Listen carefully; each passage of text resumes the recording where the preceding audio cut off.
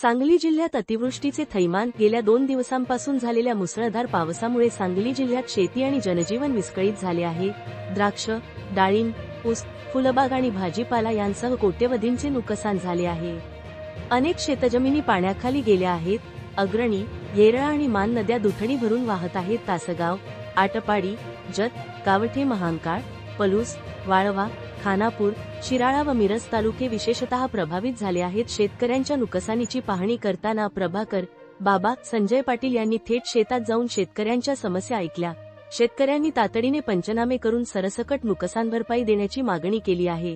तसेच अतिवृष्टीमुळे घरे पडलेल्या नागरिकांना प्रधानमंत्री आवास योजनेतून घरे बांधून द्यावीत, अशी मागणी होत आहे. दरम्यान, जुना सातारा रोडवरील तांदळे वस्ती जवळील येरळा नदीवरील पाईप पूल पाण्याखाली गेला आहे.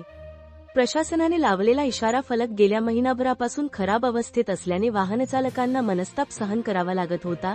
एखादी मोठी दुर्घटना होण्याची वाट न पाहता आम्ही स्वखर्चातून इशारा फलक बसवून घेतला, असे दिग्विजय भैया पाटील यांनी सांगितले.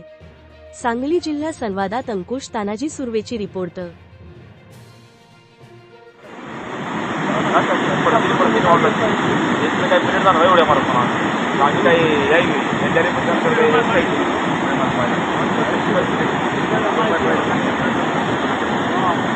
वाढत आहे.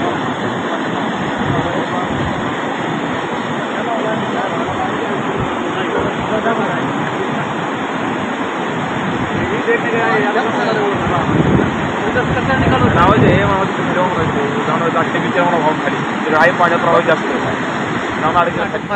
पाणी काढावं सर. पाणी उतरण्याशिवाय तुम्हाला अडचण आहे, नाही तर मुळे छोटे होते झालं. काय करायचं आता ते हिरवी मुजले माझे